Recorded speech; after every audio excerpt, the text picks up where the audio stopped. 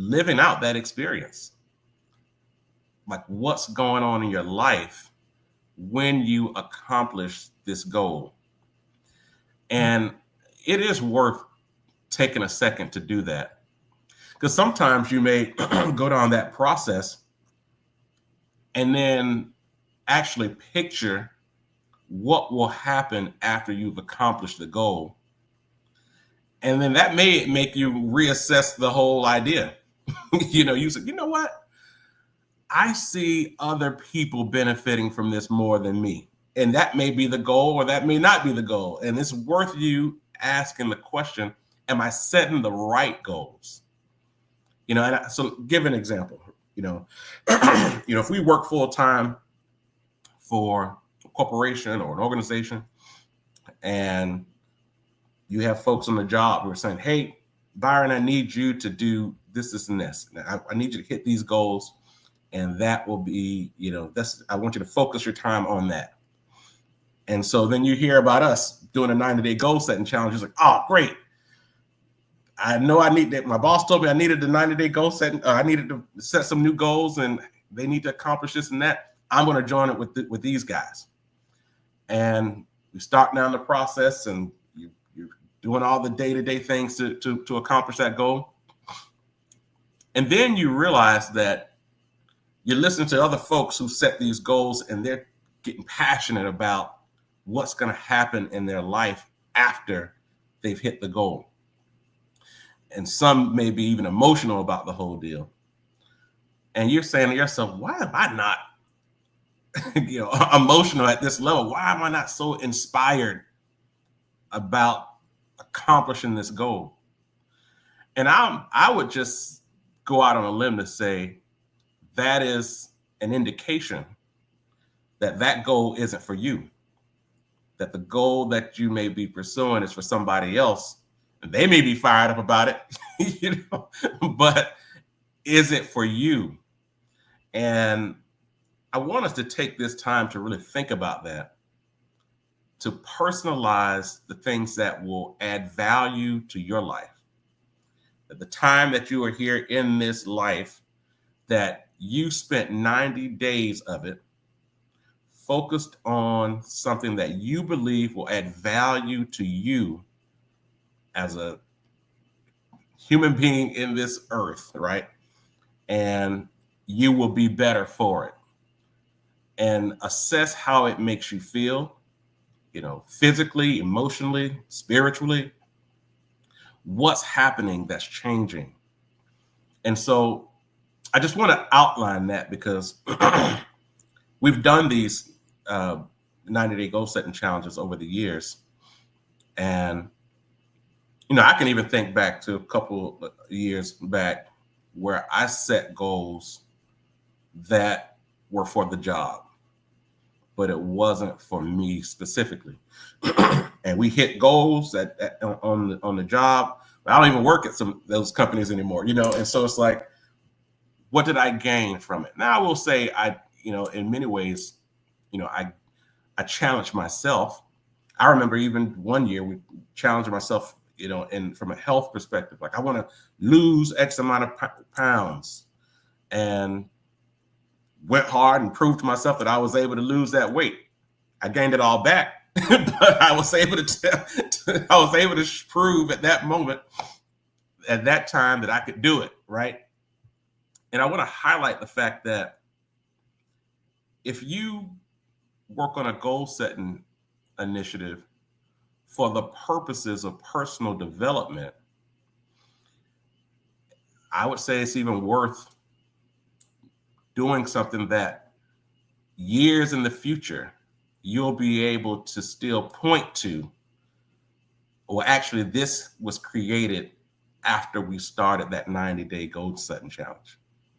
That it wasn't a blip, that it was something that you started, created, and it's served as an asset in your life over time. Whether it be a new lifestyle in terms of diet, or a new business that was started that's now producing cash flow over time, or a new relationship that you've chosen to invest in that became very fruitful over the years.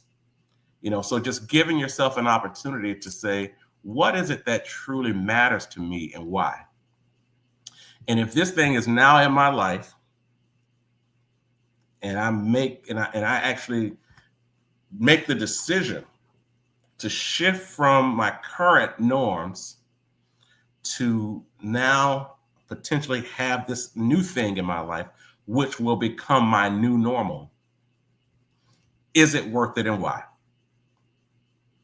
Just being in a position to take yourself through that process, through that process of understanding what you're doing and why you're doing it.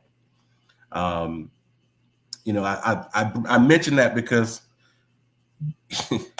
it's amazing when we start down these roads and we look back at people who ask those same questions and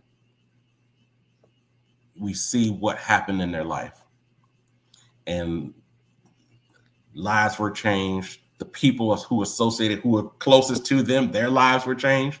Because that's the other part to it. It's like, especially when you're responsible for other people, whether it be you own a company or you run a division in your company, or your parents, and you have children, or you are a child and you are responsible for your parents, or whatever the case may be. When you go through this process, when you get better, the people who you care about will benefit from that too. And I do want to highlight, before we open up the call, that just in talking about this, and for those of you who've been on the call often, you guys know this, but if you're here listening for the first time, this is something that we definitely should talk about. It's the fact that when we start something new, not only are you having to become accustomed to this new normal, this new thing that's actually in your life now, but the people who are around you have to deal with this new thing you're doing, and they may not like it. The truth is, think about it, right? There are some folks who don't want to see you change. And not because they dislike you or, whatever the case, it's that you being a certain way is also part of their normal. So you changing affects their normal, affects their day-to-day.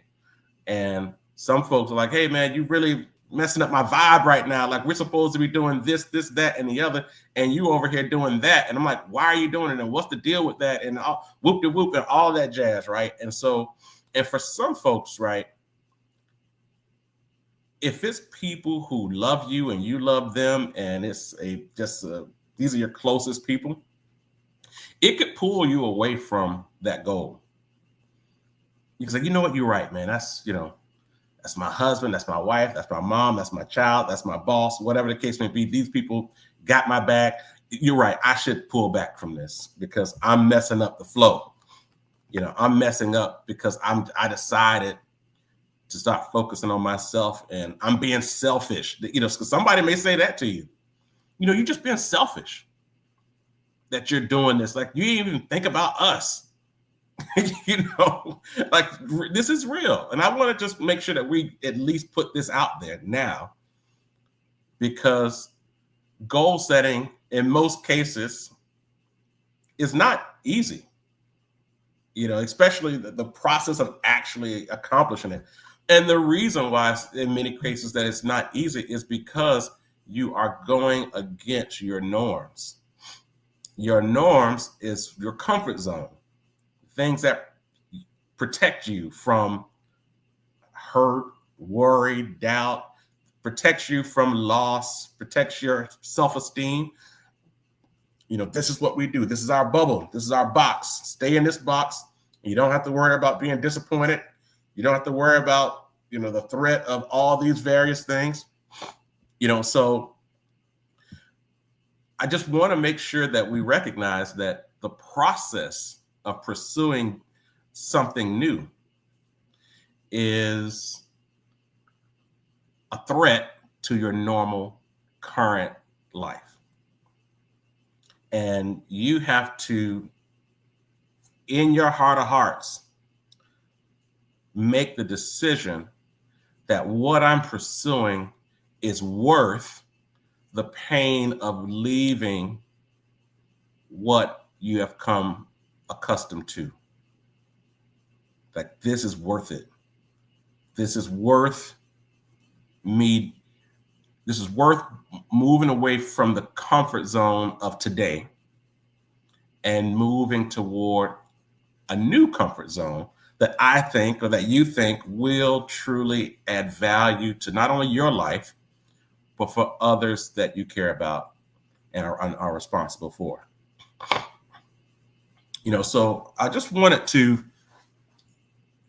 talk about that before we all kind of jump on here and start saying, this is what we're working on, and this is why, and this is what my goals are, and whoop de whoop. Think about that, because here's the big point. The point is, even if you realize that this goal that you're focused on could possibly not be beneficial for other people in your circle, but it will be an asset to you. At the end of the day, when we hang up this call today, you will be focused on a goal. You will be in the process of accomplishing that goal. This call right now and the process that you're going to go through is to decide what is the best thing for me and my future. And I would even dare to say that once you start this process, the current, I'm going to say, the normal characters and people in your life could very well change. And it could change for a couple of reasons. One, because the laws of attraction. You start down a new road. Your thoughts are on this new goal. Your time is being spent preparing and reading and doing the things to become, or even just to working out, or whatever that process is. You're spending more of your time in that objective of accomplishing that goal. And what happens? You begin to see and have access to other people and other things that are like-minded, that are like in that same like for like type space of that goal that you're pursuing. So you may have created a new network because of this objective that you're focused on. And again, current people in your life may say, well, why are you spending so much time with that person? Why are you, I've heard you talk to this person, every other day, or it seems like this new, like, what's that all about? Like, what's happening? Again, because you're the one going through a process of growth. They may not, so I just want to be clear about it. And we're talking about this relative to people who you can't throw away, right? So, you can't throw away, I should say, you don't want to throw away your kids. You don't want to throw away your spouse and your parents and siblings and people who really are your day-to-day support system. So, but it's just worth talking about, because when people who love you and you love start, poking holes in the stuff that you're doing, some people would just say, you know what, you're right. And it's over. And then you start dodging us, right? So it's like, somebody in this network sees you and it's like, oh, well, how things go over the 90 days? So, oh, wait, where you going, sister? Like, they just dodge you.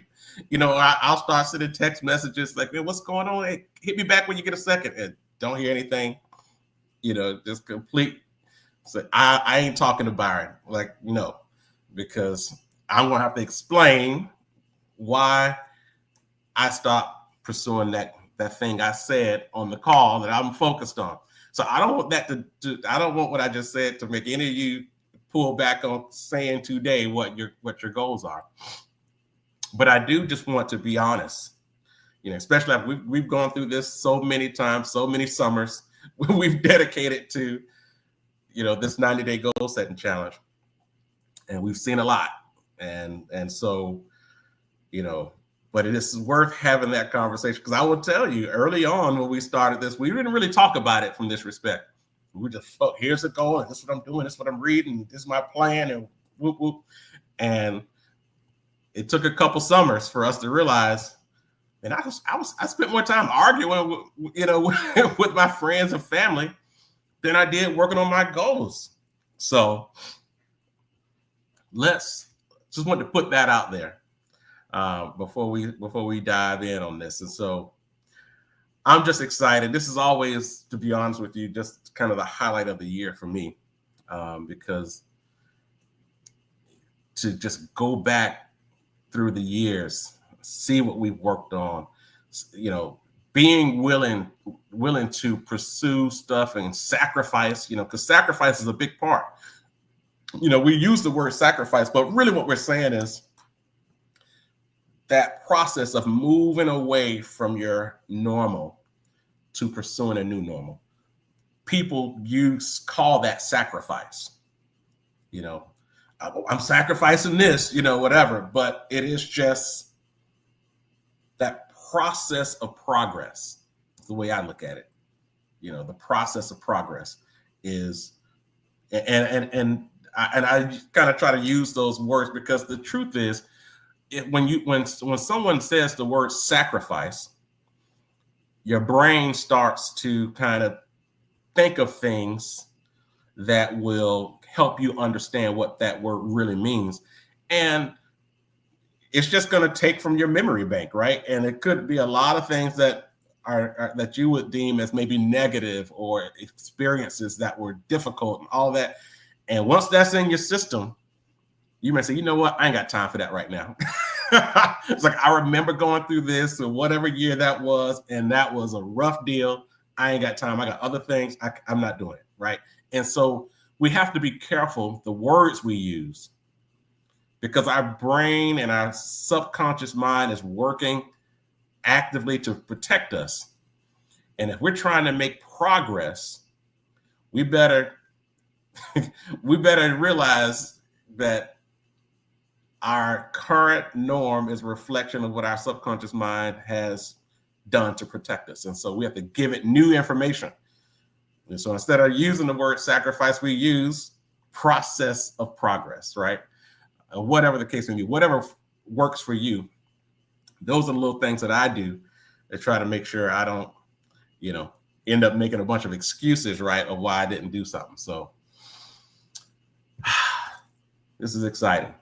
Let's take a second and open up the call for anybody who is actually willing this morning to identify one or two things that you said this summer, this is what I'm focused on. I'm going to do X, Y, and Z, and Y.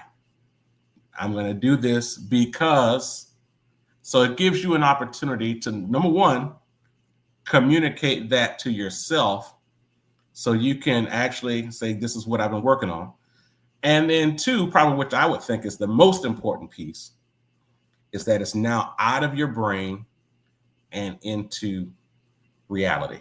You hear yourself say it, and we all hear it, and it's documented, and these videos last forever. So, so it's out there. And even if you're in a position where you say, hey, Dees, I'm not fully there yet, I'm just trying to come up with a couple things that I think is going to be worth my time and I can actually accomplish. I don't want to just say something and I'm not going to be in a position to pursue it. Even if that's where you are, and you just want to kind of talk it through a little bit, but start moving down a road that is getting you there. Let's open up the call and do that too. So that way you're like, hey, I don't have it all figured out, but I'm thinking about this, and this is why I'm thinking about it. Because that process, to be honest with you, is very helpful. I mean, I'm even in that same stage, especially when it comes to fine tuning. And I've actually more recently was in a situation where I was like, I think I'm going to have to change this up. I'm going to say this, and this before we open up the call. This week, like, one of my business partners put a meeting on my calendar. So yeah, we're going to meet on XYZ date, talk about business development. And when I looked at her, I was like, oh my God. I was like, because I knew that what he sees as business development, I was beginning to kind of shift on those goals that he and I discussed before. And so I'm sitting there thinking, all right, I mean, this is a good example, right? Of sometimes decisions that we make may not be in the best interest of other people, right? So this is a real-time situation right now where I'm actually still trying to figure out how can I be honest to myself and to him around these goals that we set previously, though I'm feeling inspired to go in a different direction, right? These are things that are just part of life, right? And it's the reality of the process of progress, because things happen, and in that process, sometimes things change, and it's worth communicating and being honest about where you are at the moment. So, but yeah. So that's definitely something that we have to also recognize that could very well happen as we go down this process of goal setting, accountability, being honest, and the work of pursuing those goals. And so with that, let's open up the call now to anybody who's like to jump in, share what they're working on, or you just want to kind of talk it through, and then we begin the process of kind of fine tuning it for you. We'll open up the call now.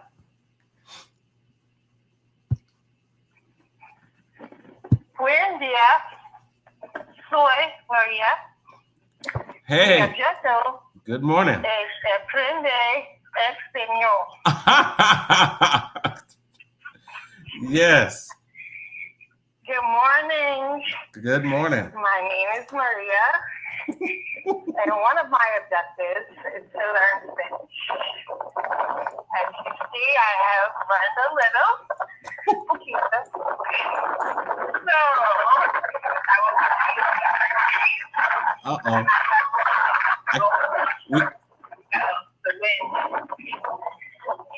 We can't hear you because you're also walking. Yes, I was just about to say, one of my other goals is fitness. So I'm walking at least 6,000 steps a day.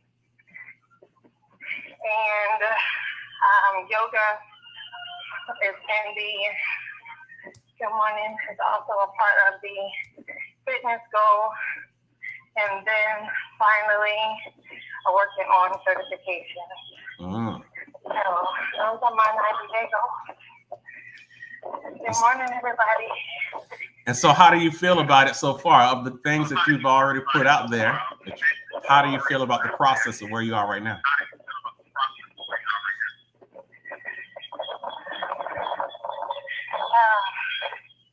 Sorry, I'm in the middle of it. Good. I mean, I've enjoyed learning Espanol. So I get to use it.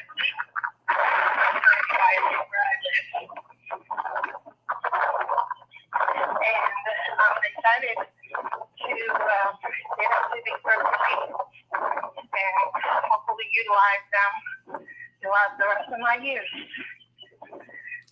to be a benefit to the community and to our family. I love it. I love it. Now I will, because I know a little bit of this When I story. can say all of that in Spanish. Yeah, that's the point, right? And, and and I'm gonna because I know a little bit of this. Give us a reason, or what led you down this road to learning Spanish. Did anything inspire you to want to go down this road?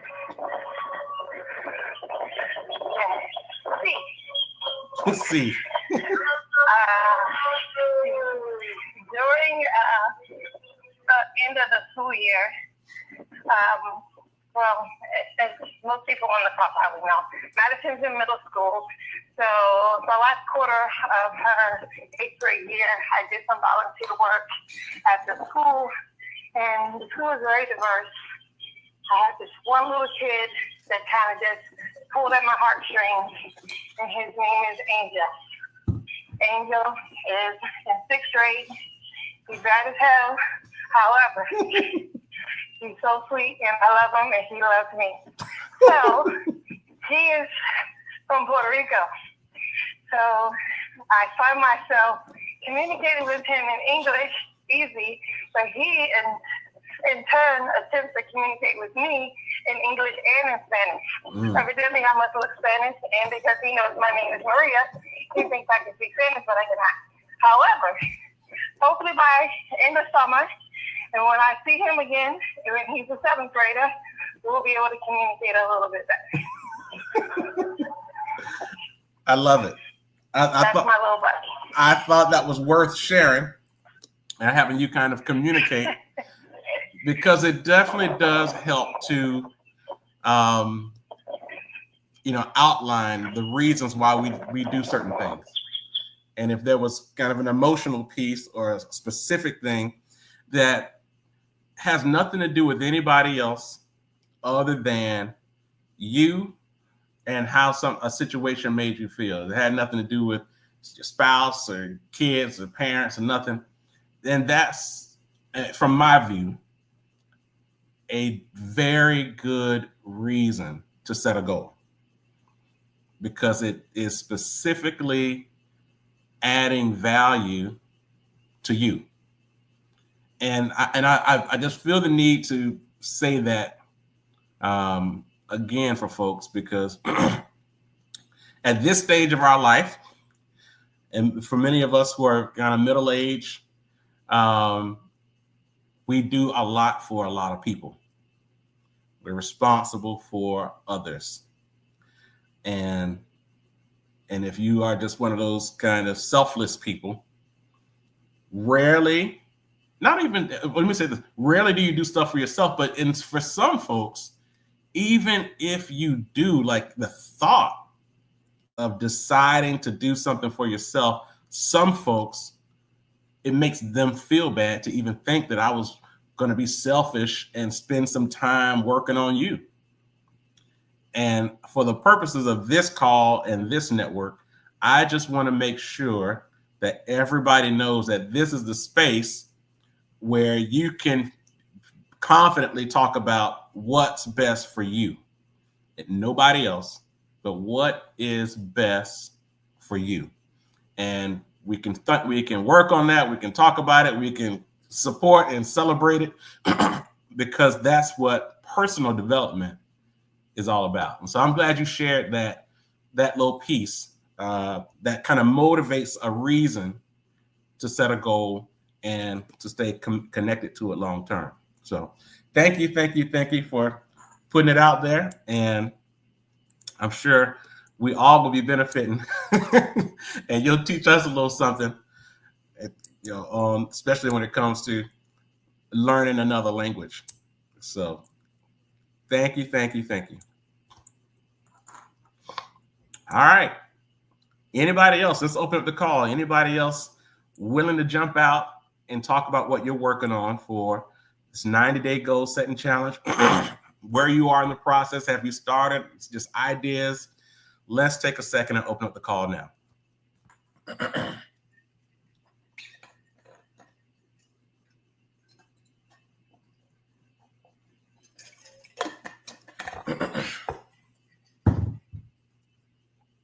And for folks who are online, definitely feel free to type it in the chat what you're working on. That way you can still document that. It's going to be here forever as long as YouTube and social media is around. It'll be here, and you can come back and revisit what those goals were. So we'll open up the call now for anybody who'd like to jump in and share.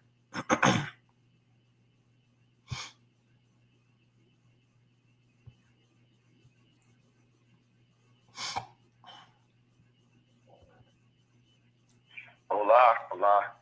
Hola. Hola. Me llamo Paz. Yeah, oh, Paz. Buenos dias.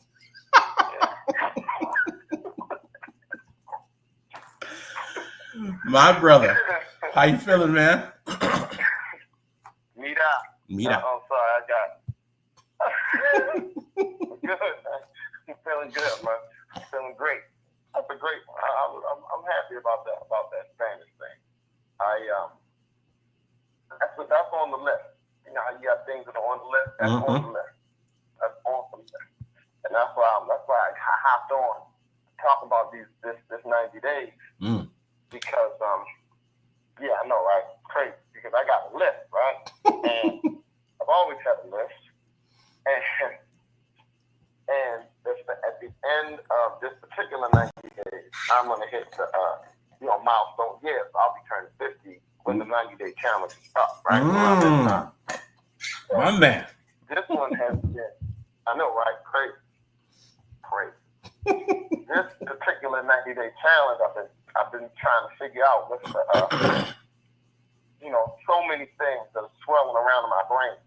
You know what I'm saying? Like so many things that I want to accomplish going into the second half of this time that I'm on the planet, right?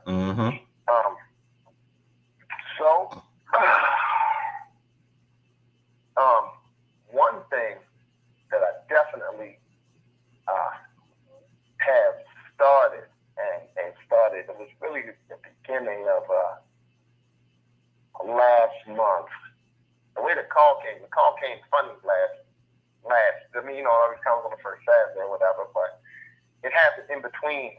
So things happened in the middle of the month that we didn't discuss, or for whatever reason.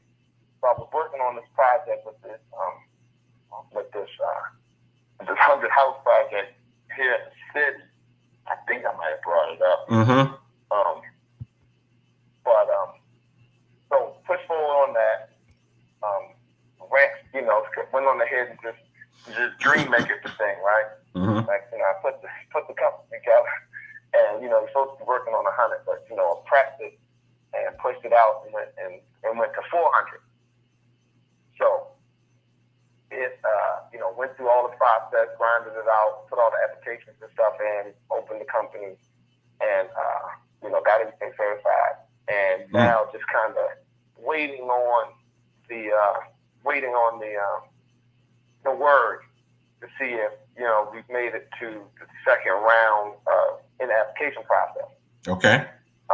And that goes, and yeah, they start funding stuff in July. So we should get So we'll see. Aston Martin in July if everything goes down. I'm immediately getting African American with the money I receive. See me on the news.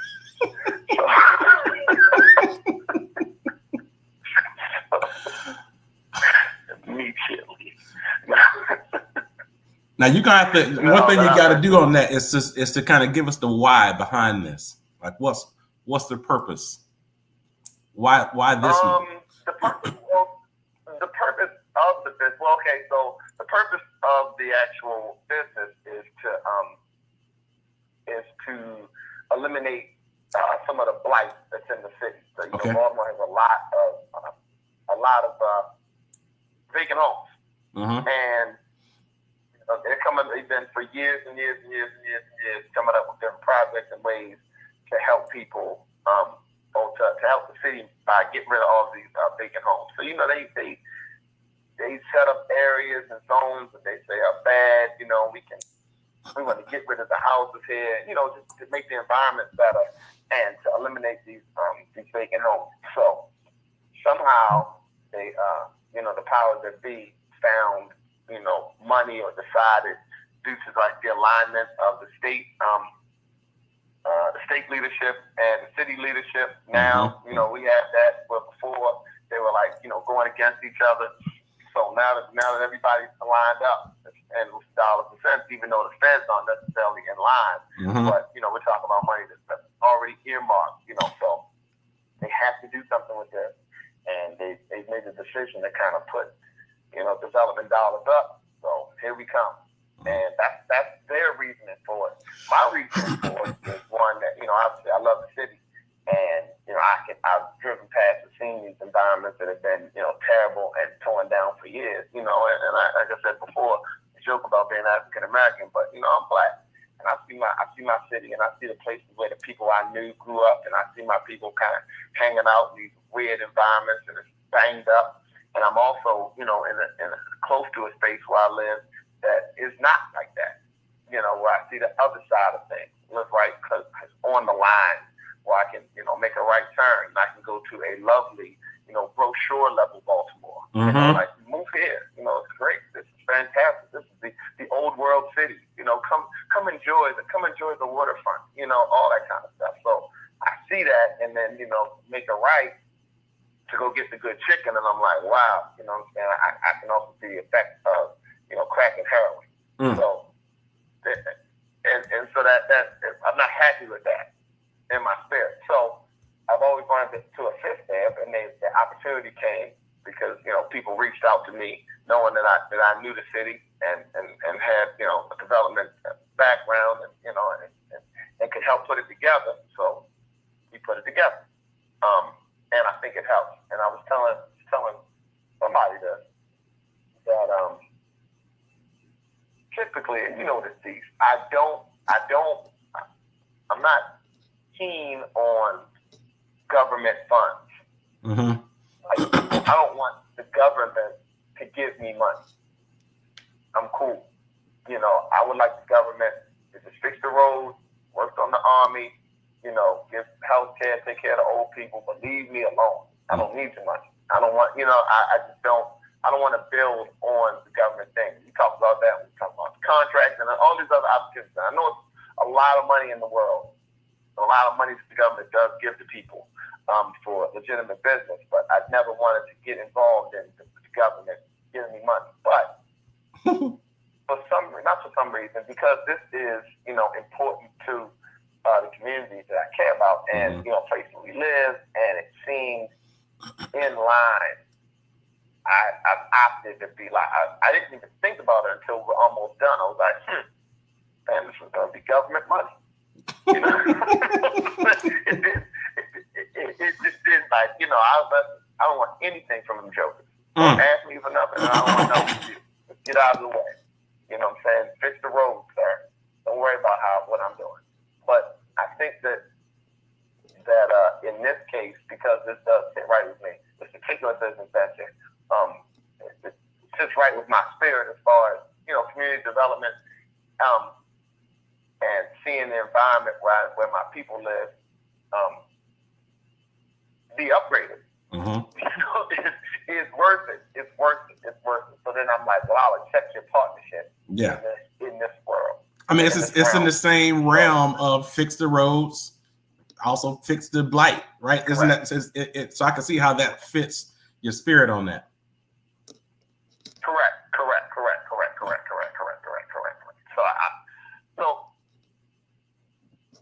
So when I came, so that's the main, that's the secondary reason.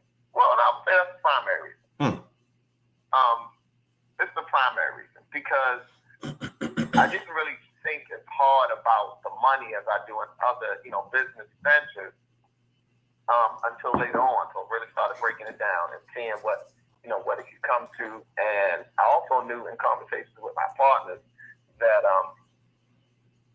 and to hear them talk about, the potential money that can be made and the excitement that they talk about the money, It wasn't prime on for the top. It was there now. I don't want to act like, I don't want to act like it's not very close to the top. But I knew it wasn't the main thing.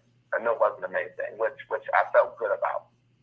Knowing that there's, a business or a venture that has potential to make, a lot of money, but doesn't necessarily, but that a lot of money piece is not the front of it for me. So that's unique. So I know I'm on the right path. I know I'm on the right path. So that's one thing. I want to say real quick on that, especially the money aspect of it, right? Because I'm glad that's not the but I'm glad that's not the primary focus of it, because if you go down the process and you start crunching the numbers on it and you say, okay, I can get this done, but am I breaking even, or is this my profit margins aren't what I was hoping?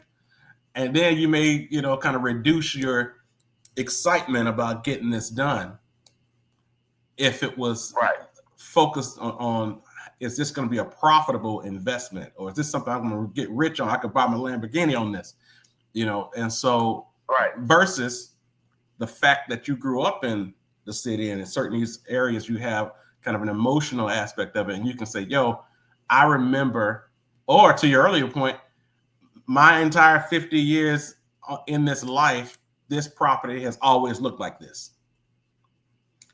So there's some folks who will say, man, I remember when it was nice and it's been messed up for the past 30 years.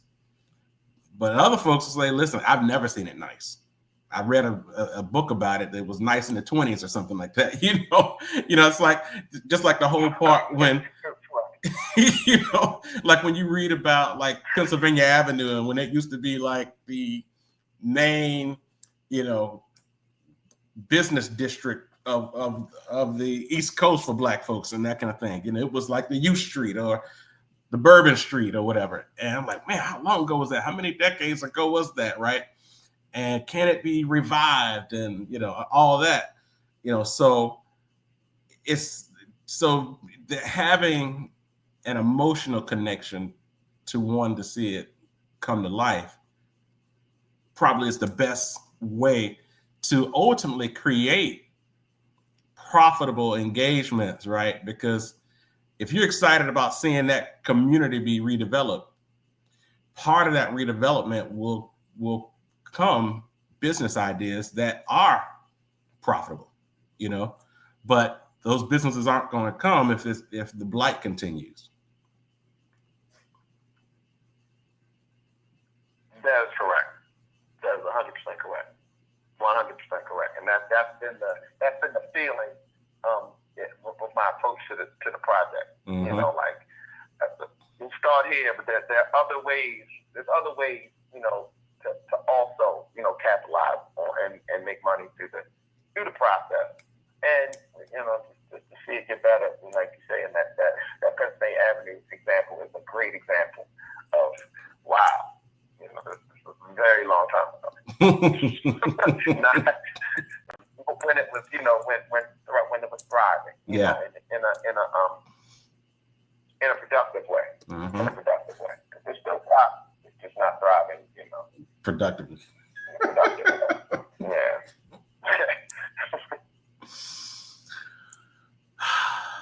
Yeah. I'll tell you the truth, man. And I know you know this, but I literally what's the right word to use? Long for those time periods when you look at the history books and it shows like those little corridors of just active Black businesses, and it was just a street where every unit, every building, and you just from one door to the next, that was a different Black business, and just that whole piece. I literally, like, I right behind me right now, I got a series of books that just goes from one city to the next about during segregation, where it highlights the business districts of those cities during, in the 1930s and 40s, you know, maybe even the 1950s. So all of it is before the 60s. And during that period, what was the business district like in cities throughout America for black folks? What was black economics during those periods, during that time? I think, and I would say probably the only reason why I would say I kind of long for that is because we just don't see it in a densely populated area like that anymore. We can point to, African Americans who are billionaires, multi-billionaires, but their businesses aren't particularly affecting black economics. So they've just figured out, hey, I'm black and I can win at what y'all doing over there, and I'm gonna go win, right? And so, and that's, and that kind of stuff is great too. I would always kind of identify that was kind of the state of Obama.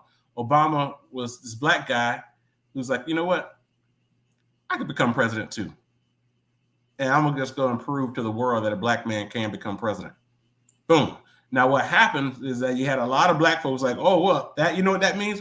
That means racism about to be over and we about to have everything that we wanted and all of that. And it's like, no, that's not what that meant. That meant that the world can see a black man can become president. That's what that meant. It didn't mean all the issues that black people have had over the past, centuries will end because he is president. But it meant that that's something we can do too, And so it does,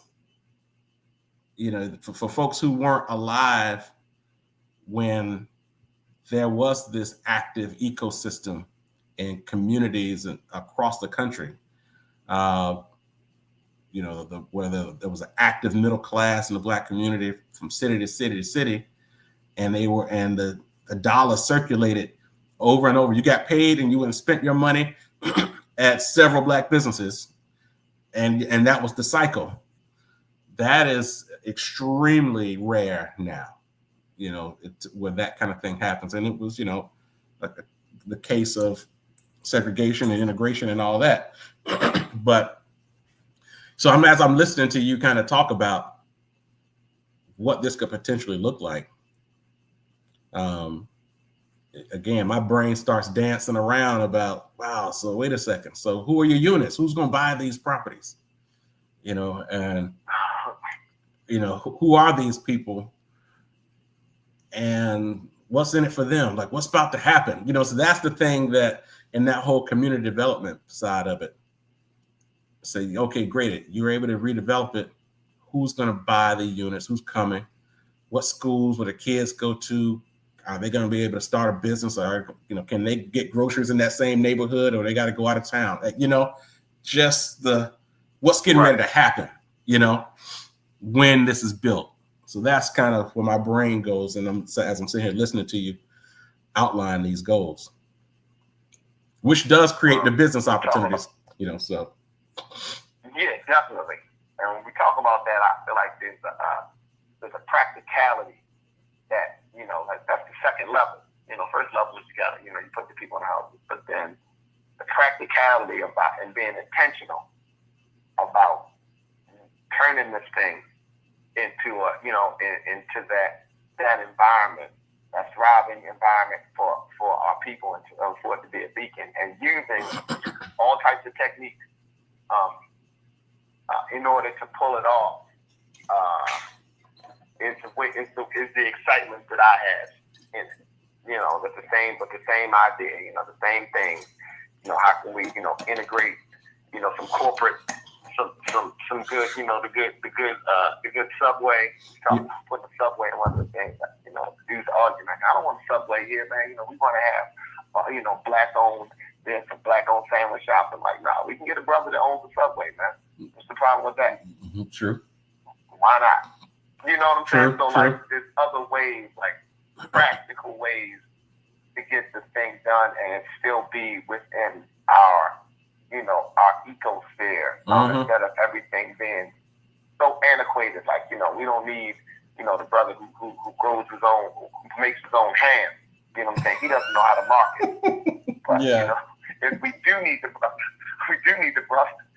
who knows how to buy a Subway, who's going to pay for his kids to go to the park, you know, and it'll be in this environment. So, you know, just being in that mode as far as community development goes, you know, and then also understanding, you know, the other environment, the people that are currently there, and what their life is like and what they need, you know, and the ecosphere that they exist in with the, you know, with the whatever, the drug use and the gangs and all that kind of stuff, and incorporating them and understanding how we shut that down and turn it around and be something different, you know, giving opportunities and being from the neighborhood and knowing exactly how it goes and not being hamstringed by, you know, trying to get reelected or being broke, all those things, you know, is things that challenge that I can approach vigorously,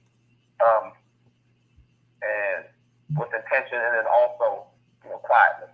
That's another thing that I think people make a mistake, and everybody wants credit early for things. As far as community development, you can get credit in other ways. You don't have to get credit for developing the community. You know, this is a 25-year. Oh wow, look what happened. You know, you know, I just rename a street. You know, after a drug dealer, in order to stop it, in order to get him to shut down. But you know, sometimes you gotta just move. You gotta move in ways. Yeah. To make sure this thing goes the way you need it to go. So we'll see. You know, we will see. I'm sure there'll be, you know, once they cut the check, I'm sure there'll be a movie about me. You know what I'm saying? And I'll definitely, you'll be in there too. You know, so I'm gonna give you all of the credit. You know, R&D came from the whole thing. You know, it's R&D idea. That's why this neighborhood. That's why we came to D Street. D Street. Yeah, exactly. Oh my God. We'll figure it out though. But yeah, so I'm excited about that, you know, and you know, turning 50. So there you go. I don't want to take up all the time. Yeah. I'll call you later about all my other things. Yeah. Ridiculous. This is good though, man. This is good. This is good. I mean, yeah, I mean, we can talk about, you know, community development and economic development all day, man. I was just sitting here looking for one of those books. I got two books that just jumped out. I got these books on. Actually, let me see, because one of them is. I would recommend folks, if you can just go to Amazon or just go to Google and type in Images of America. Images of America in book form. I can't begin to tell you how much I love these books. And I'm going to show it here for folks who are watching on social media. So this particular book that I have here is Images of America, but it's on Greater U Street. So for folks who are familiar in the DMV, you know, U Street is in Washington, D.C., and this was the Black District, you know, in D.C. And this particular piece, I was looking to see, was this the 1940s? Actually, yeah, this is the 20s through the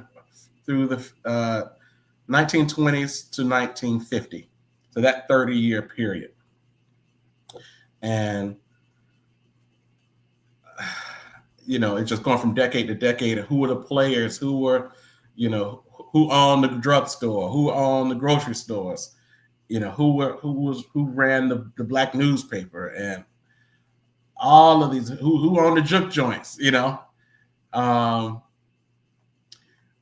mean, I literally, when I tell you, I got probably 30 of these books for 30 different cities. And I'll tell you, and part of when I started picking up these books, I would say maybe about, truthfully, all this stuff started when we started this network, really. Once we started this, everything just kind of, so what, 12, 13 years ago, it's really when these ideas started to shape.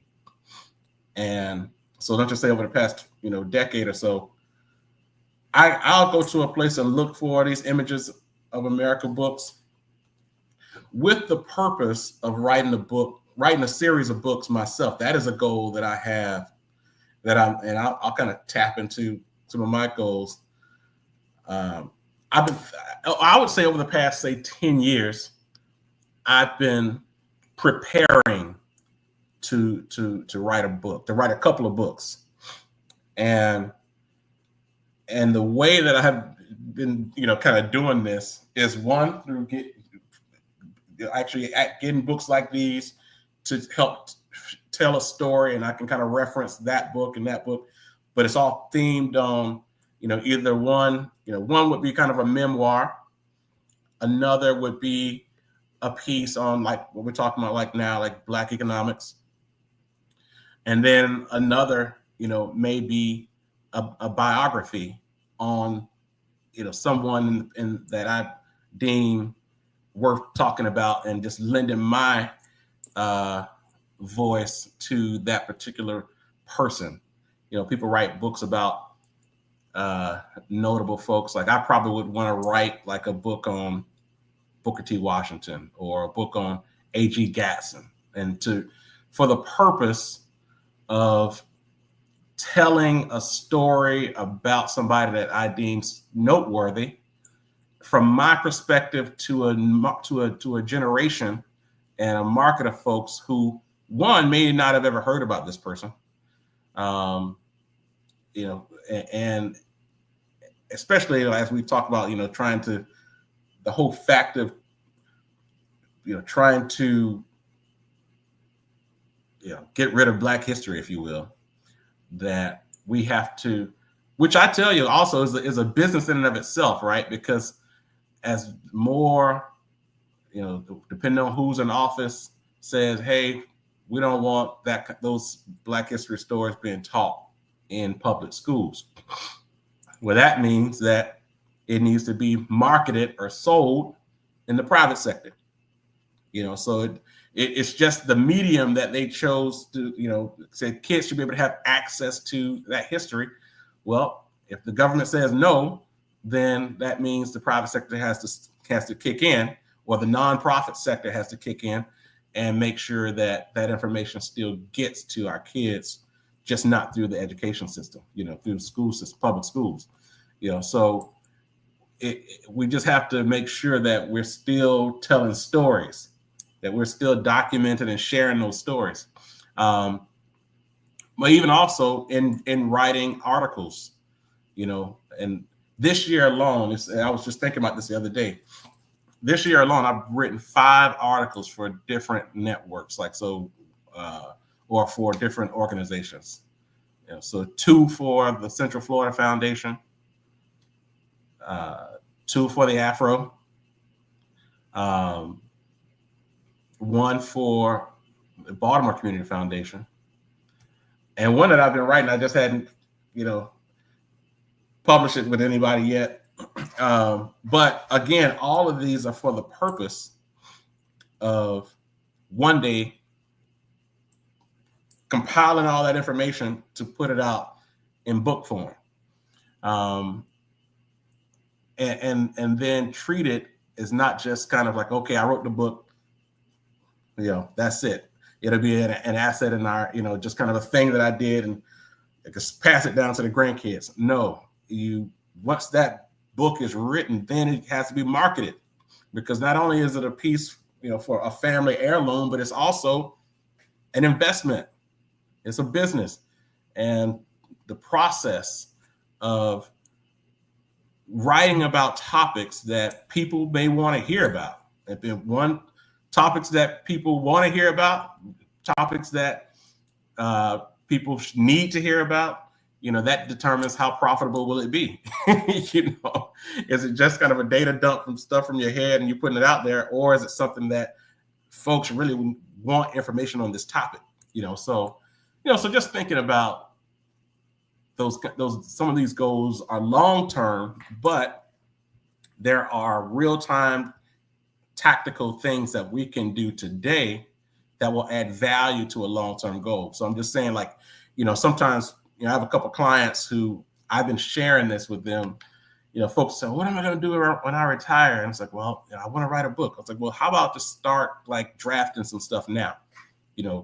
Just so you're working toward the things that you want to do in retirement, you're piecing some of that stuff together now in your spare time, especially if you have energy for it. Whenever you start saying, I can't wait till I'm able to do this, or I'm able to do that, let's pepper some of that stuff in now. Just figure out a way to just kind of sneak a little bit of this stuff in now so you can really see how you feel about it. Is it really something that you want to do long term? Or, was a nice idea, but when you actually started it and tested out a little bit, it was like, you know what? I don't think that's really what I like. I thought I was going to like it, but I don't. So begin the process of making some of those long-term goals become real-time things that you're kind of flirting with right now. And again, all the stuff that we're talking about is about energy and purpose. Like, how does it make you feel when you did it? Did it make you feel like this is the kind of stuff I need to be doing? Or why did I ever think this is going to be cool? And put yourself through that evaluation process. So one, you can get to know who you are. Now, and I want to bring up a point to this, because there are some things that we loved during a certain period in a time in our life that we may not have done in a long time, but we remember we loved it when we did it. And then you say, I can't wait to do that again. And then you do it in your current life and you realize, like, why did I love that? What was it about that made me say, I love that so much? And it could just be the fact that, one, you're different. It could have been the fact that the people who you were with at that time of your life, who also participated in it, they were there, but they may not be there anymore, so just whatever the case.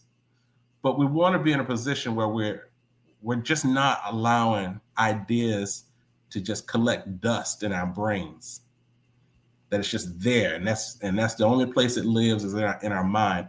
But we actually are participating in your ideas. It's not just something that you think about from time to time, but that you actually carve out time to actually do it and see, and to see what that experience is like. So just want to make sure that we talk a little bit about that in this process of goal setting, ideas. How do we get there? How do we go from nothing to something? Because that's really what this is about. It's like, what's the process from making nothing something? And most of it is, how deep are you willing to imagine? Do you even give yourself time to just imagine things, and allow your brain to just go there? Some people's like, I'm busy, I ain't got time for that, I gotta pay the bills. I mean, for real, that's just the language of adults. I gotta pay the bills. I don't have time to be flirting around and dancing and daydreaming. But I would say, for the purposes of goal setting, you have to include that in there, and find time to go through that process and see what happens. So, all right, let's open up the call. Anybody else want to jump in and give it to us? Let us know what you're thinking about. What are you working on this summer for your 90-day goal setting challenge that you're willing to share? And even if you haven't figured it all out, let's just talk it through. So we'll take a second, open up the call now.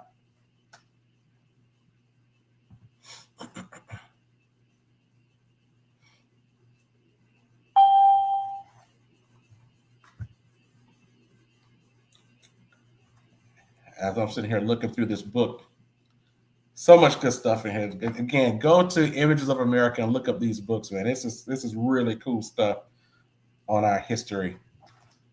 Makes me wonder if they have these books in schools, like in public schools. Or for how long will they have them? Anybody want to jump in on what you're working on for this summer? We'll open up the call now.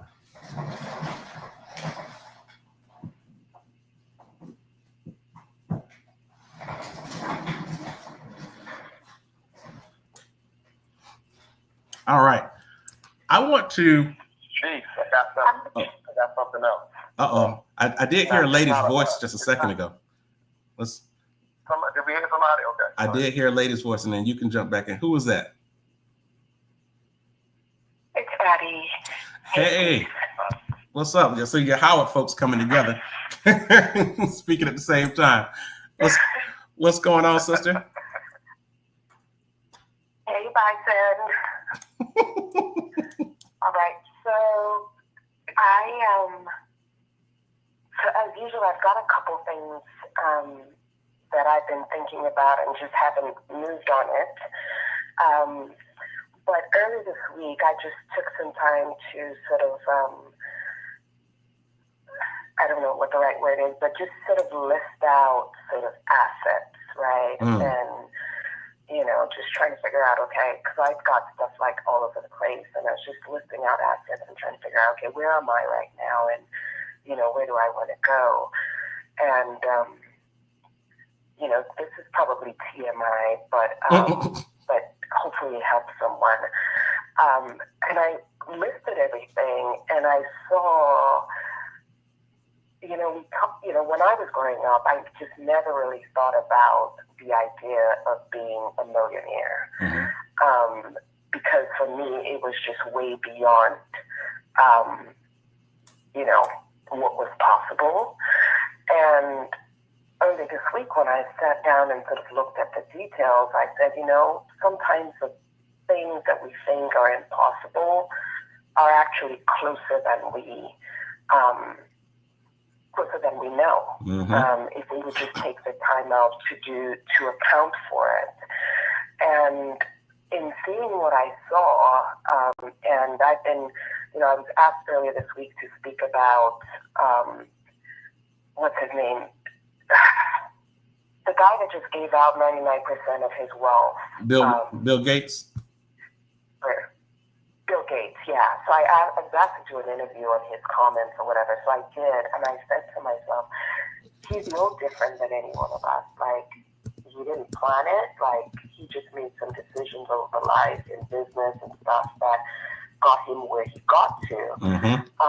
And that, for me, just sort of rejuvenated me and made me sort of, again, excited about, you know, a dream I'd had a while ago around just being able to get to a point where my charitable donations are, you know, $1 million and above. And so with that goal in mind, my 90-day involves two main things. One, there's a business idea that I've been sitting on for a while. Want to get that going. Fingers crossed, $1 million business happening soon. And then I've been just sort of looking at the economy and looking at everything that's going on right now. And it begins to seem like it's a time to do more intentional investments in the market. So that's my number two. And then I'll add my number three to it, because I think I've made some of that public anyway. I think it was a couple, maybe 3 years ago, that I started investing in my home on an island, and you know, took my time to sort of buy it out in cash. and it's doing very well and just, regular, ongoing income. But I thought to myself, well, that's a lot of, cash that's just sitting there and doing nothing. So my third goal for this summer is just doing the paperwork that's necessary to be able to leverage that cash in another island property. Again, all in the vein of growing the wealth to places that I just never thought was possible, because the things that we think are impossible are really closer than we think if we would pay attention and be intentional about it. So that's what's top of mind for me this summer. Now that I put it out in the air, I've got to be accountable to make it happen. So hopefully next month I can join and actually talk about, decent progress that I've made on those. So that's it for me this year, or this summer. I love it.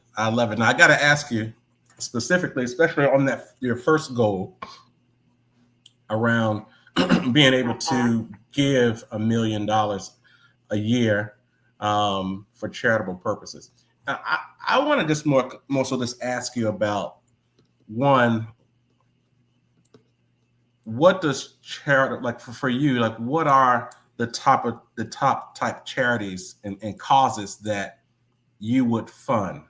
So if it's $1 million a year, is it one cause, or is it kind of a portfolio of causes, if you will? And if they are, what are they? Sure, I think it's more sort of portfolio. Sometimes the way I think about it is what's the greatest need and what is the legacy that I want to leave.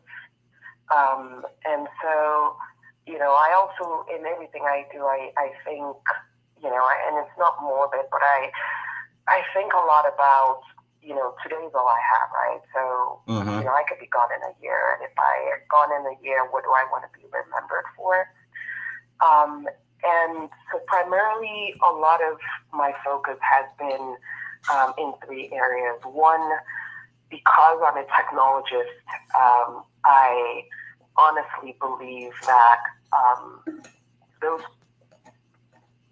pockets of the world that are on the negative side of the digital divide need to be enlightened. And I feel a lot more urgency with that right now as we think about AI and do you call them the human bots and all of that. I think the need to close the digital divide is more significant, especially for the younger generation. So that's one area. I think a lot about the literacy gap. And, for whatever it's worth, it's bigger in Africa. And so that's another gap that I think needs to be closed. So if one of the things that I've committed to is ensuring that there's a library in walking distance to every child. So that's another piece. And then the third major piece, outside of, basic education for everybody, which is more sort of advocacy from a governmental perspective. But the third major piece that, I want to spend, a good amount of my funds in is around leadership development. And it's just propagating the idea of servant leadership globally. Because I think that if we sort of looked at leadership with that eye, I think our world would be in a better place. It's a business goal, but it's also significantly grounded in faith. Because I also believe that Christ, is that ultimate example of a servant leader. And so being able to share that idea with folks across the world and get people to sort of redirect in that space. So those are the main areas that I've been committed to, with the hope that we leave the world a a better place when we're no longer here. I love that. I asked that question on purpose, right? Because I was just thinking. So one of the articles that I wrote recently was on charitable DNA, and everyone going through a process of knowing what your unique interests are from a charitable perspective. And if you know that, then it becomes more the whole objective of supporting causes, if you will, issues that truly matter to you uniquely. It becomes more involved in your daily life. And so it's not something that becomes this far off thing that one day I'll do something about that. But it becomes something that you start to involve yourself in more on a real-time perspective. And then going back to that whole piece of the portfolio, you say, well, it's maybe not just one thing, maybe it's multiple things. And, you know, one thing about charitable giving, in many ways, it's, you know, it's like venture capital. You know, it's, you know, your people who are venture capitalists, they invest in businesses that they more than likely know and understand. And charitable giving in many ways is the same thing. You are giving to organizations and causes that you are passionate about and you feel a certain way about. And in the same vein with venture capital, you may know and understand a sector or a market, but you have to be careful who you invest in to get the type of rate of return that you're hoping for from that investment. Same thing applies on the charitable side, where the question then becomes, of this cause, of this, you know, this particular objective that I care about, which organizations are actually doing the work right now and making impact? And if they were able to access more money or more resources, they would do more of that work. And, you know, and so we've been actually more recently having this same type of conversation around HBCUs. And I'm actually currently working on this, designing what I hope to become a campaign of legacy giving, to have, doesn't matter which HBCU you went to, that you make a pledge in your estate plan to donate at least 10% of your estate. So whether it be a life insurance policy or qualified charitable distribution from a retirement account, or just outlined in your will that you want 10% of your estate to go to your HBCU or to several HBCUs. And the question is, why HBCUs? And then we get into kind of the whole piece of Black education. You know, these organizations have been around for over 100 years in most cases, you know, and so, and the fact that it helps to an organization like that you care about to be able to identify future cash flow. You know, so one person, they say, oh, this is morbid to talk about it, but from the other side of it is, you know, people can start outlining their, you know, you have to design your estate plan the same way you design your financial plan, right? It's just kind of a long-term financial objective.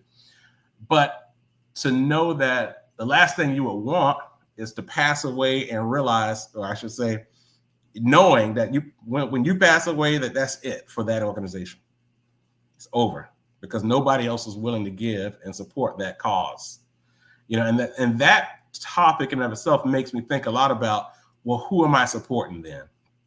Is it, you may find an organization that's doing great work and they're really making an impact, but the organization isn't structured for longevity, unfortunately, for whatever reason. They may not have the right staffing, or it's kind of one of those things where you better support this organization now, because when that leader is no longer here, it's over. And being able to see, is this an institution that's doing certain types of work, or is this the brainchild of a person who's doing great work in their time, in their lifetime, in their moment right now? They're doing great work, but they haven't built it for longevity. They've built it to provide the most impact now, and so being in a position to really kind of do that type of due diligence and figuring out, is this, am I throwing my money away, or is this money going straight to impact? And so the truth is, we don't have these types of conversations enough. One, to even say in what ways do I want to support causes? What causes are there out there that matter to me enough to, during my lifetime, I'm spending my thoughts and my time and energy to support its growth and development. And then beyond my lifetime, from a legacy perspective, I'm still devoting my resources to that organization. And so that's why I really wanted to kind of get your thoughts on that. I'm glad that you outlined it, because especially, looking at it from a technology perspective, and just that whole space of the world is going to move fast, but it's not going to move fast for that community or for that region of the world, because they just don't have access to technology to keep up. Somebody has to think about it. And you have a unique background that definitely lends itself to, to really organize it in that way. And I think the other part to that is, you take your $1 million a year and then organize others who have similar goals and who can, give whatever at whatever levels they can, and then just become a subject matter expert on that topic in that region, and that charitable, that goal, that cause, and just become the go-to resource for, investing and supporting and able to kind of talk through what the challenges are and what the opportunities are. Because the one thing, again, about just like we were just talking with Paz earlier, is that committing ourselves to right wrongs, or committing ourselves to fix problems, that's a profitable business. Those are profitable opportunities. There's a reason why people and governments and corporations have not, addressed issues, addressed certain things. And it's important to kind of know what those reasons are and why they haven't. But when you become a subject matter expert in an area, and you were originally doing it for the intent of charitable reasons, before you know it, that charitable, benevolent objective could quickly become a great investment opportunity, because you're trying to kill a couple birds with one stone, if you will. And before you know it, there are businesses that need to be created. There's additional investment need to be created. There's other people who have money who would invest if they knew about it. And it's just a situation that they don't know about it. And if you're the subject matter expert, you're the one spreading that gospel. Next thing you know, they're funneling that money. They're trusting you with their money to make those investments. So it's just a way to kind of leverage the fact that when we care about something, there's a bigger opportunity available that's associated with the things that we care about, and how to operationalize your passions and the things that matter to you. So just want to share that as we think about investments, your charitable interests are just as important. And if I would actually say, I think your charitable interests are even more of an opportunity to earn on the investment side, because one, if the things you care about are the things you care about, right? And so more than likely, you either one, know a lot about that topic or have the energy to learn more about the topic. And once you dive your energy and your thoughts and your time into a particular area, you then become one of the subject matter experts on that. And I can just tell you, people and investors and governments are all looking for subject matter experts too. And it's amazing, right? Because you can show up at a legislative hearing for the state, for the city, for the federal government, go in there and talk that jazz about the thing that matters to you, and the consensus of the room will say, yeah, we need to continue to work with her on this topic, and we need to support her in whatever way we can because she knows what she's talking about. And just like that, you've raised millions of dollars, if not more, just to address an area. So I just want to touch on this whole part of charitable giving and why, because it definitely could open up opportunities. So I would say this, if I could click like a million hearts as you were talking, or snap my fingers a million times, I was doing that in my head because you touched so many areas that make a ton of sense. So thank you for sharing that, and it helps me. It helps in keeping me focused. So thank you. Thank you. I appreciate you jumping on the topic, because this is as you can see, this is definitely a topic that has been on the top of my thoughts in this year, really, and we're working now to try to even go deeper on this topic. So good. All right, so it is 8:46. 8:46. So we're getting close to time to shut this down, but I do want to open up the call one more time for anybody who would like to share about their 90-day goal setting topic and what they're working on and why, and who are willing to bring us all home. So we'll take a second to open up the call now.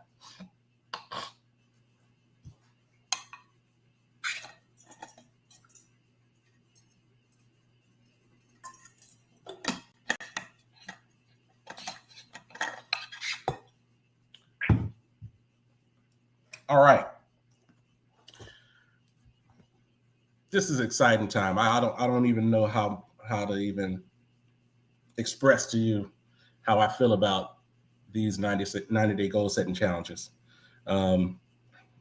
It's good for me and my own peace of mind, to be honest with you, because I think a lot of us are just wired a certain way, and I'm one of those people, like, if I'm not working towards something that I feel like is growth for me from a spiritual perspective, or whatever area, then it's just not a good look.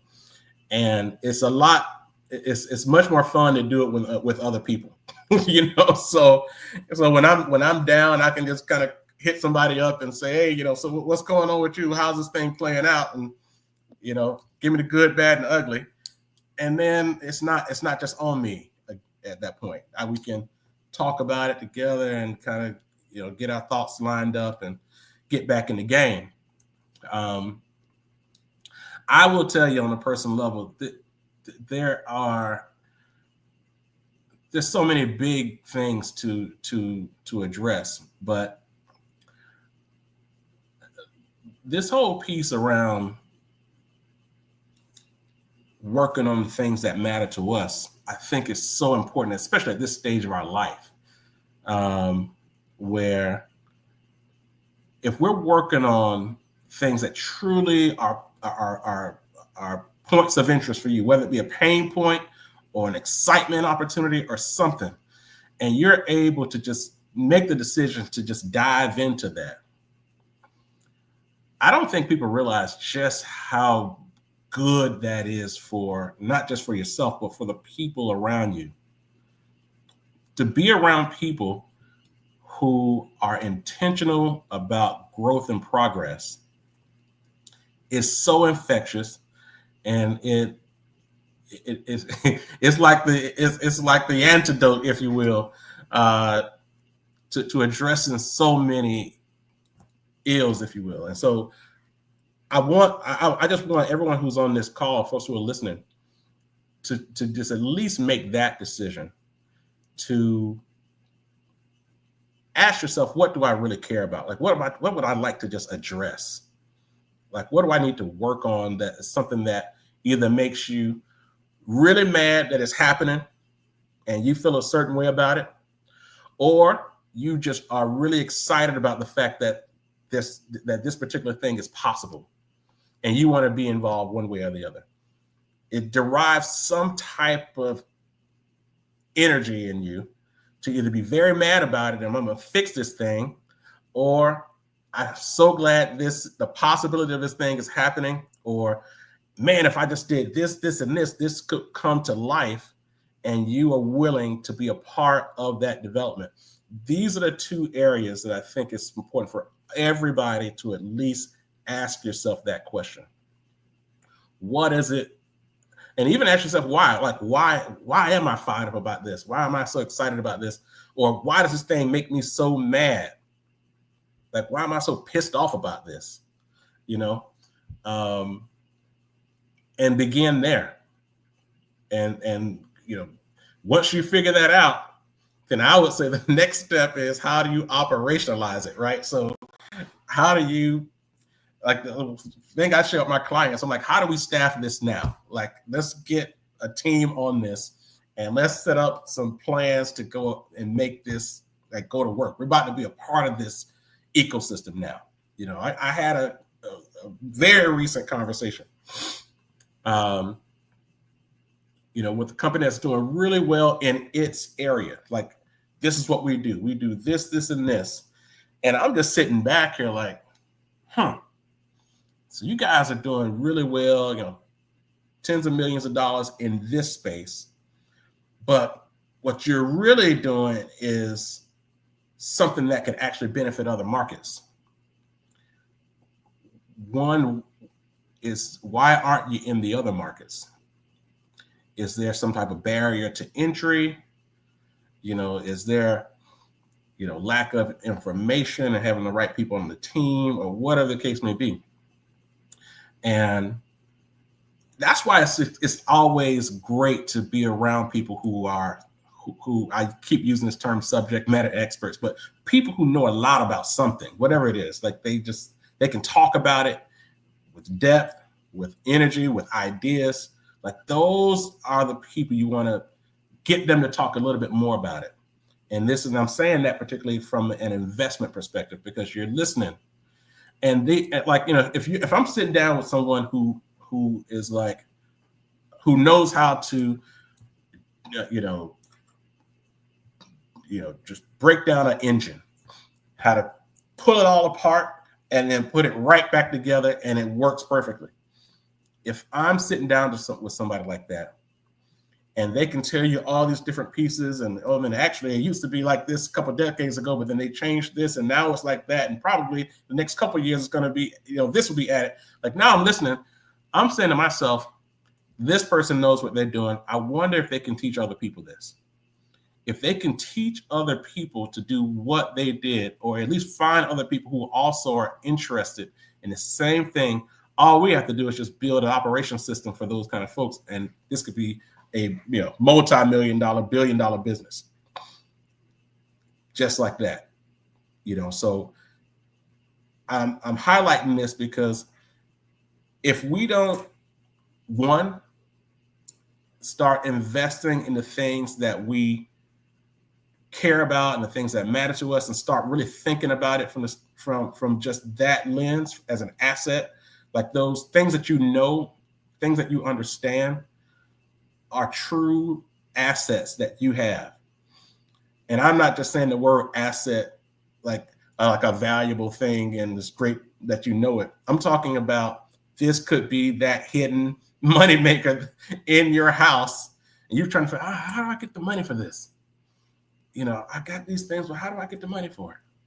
How do I, all these things. And you're like, aren't you the subject matter expert on, baking delicious cookies? Like, what are we talking about right now? Like, you need to get to baking them cookies and let's operationalize it so you can make this money, right? So that's the point.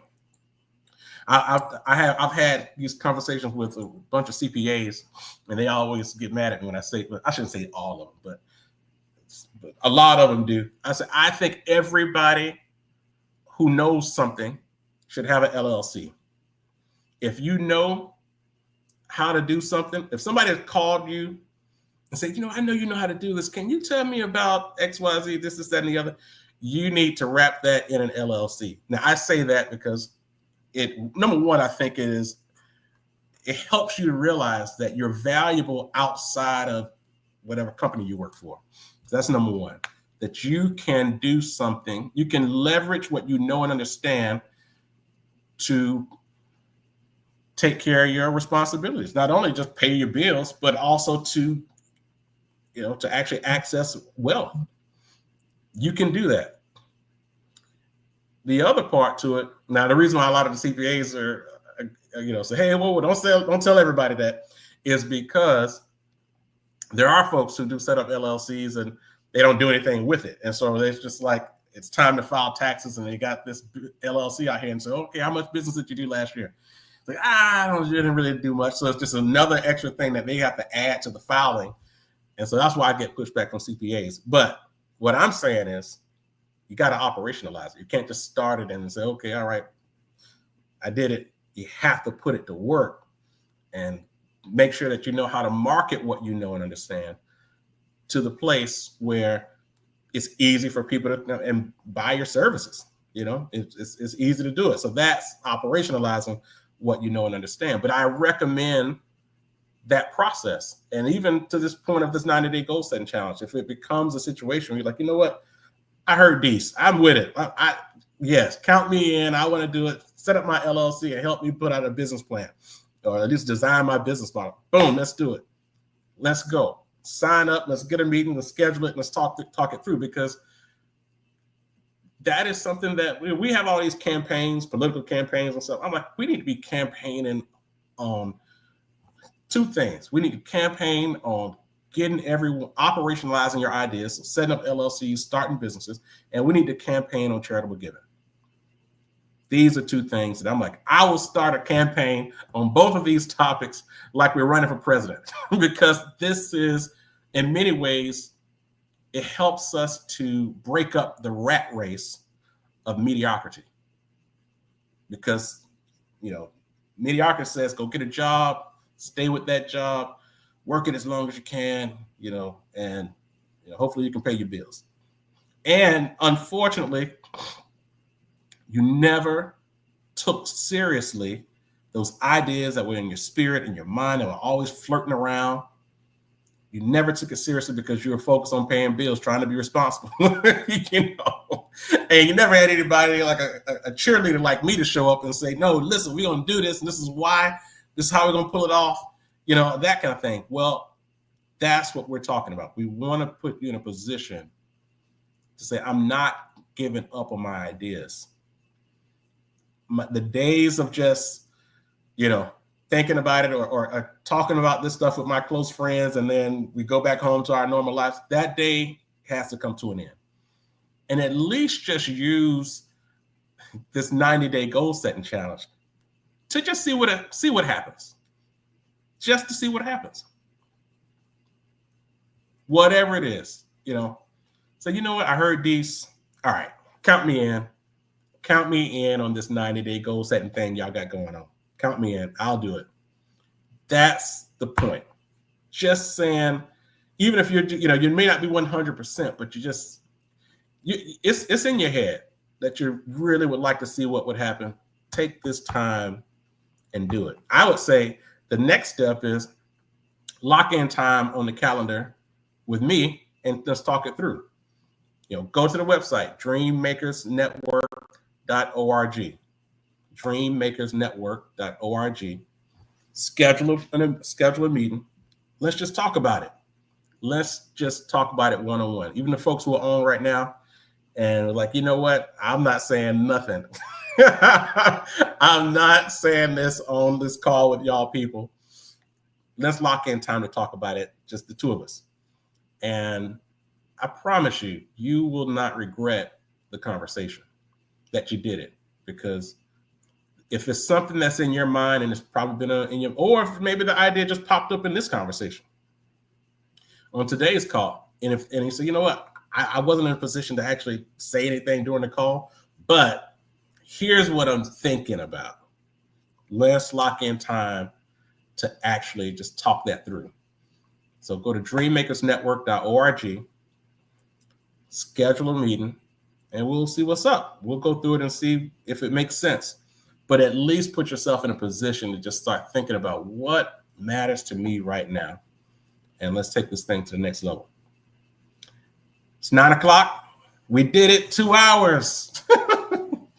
Anybody have any questions, comments, observations that you'd like to say before we finish with the call for today?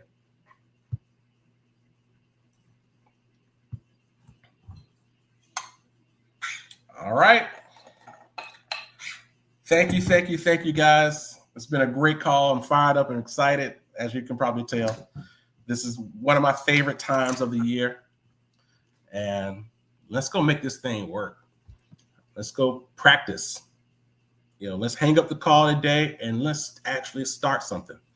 Let's write it on paper, write it down, and see if more ideas pop up.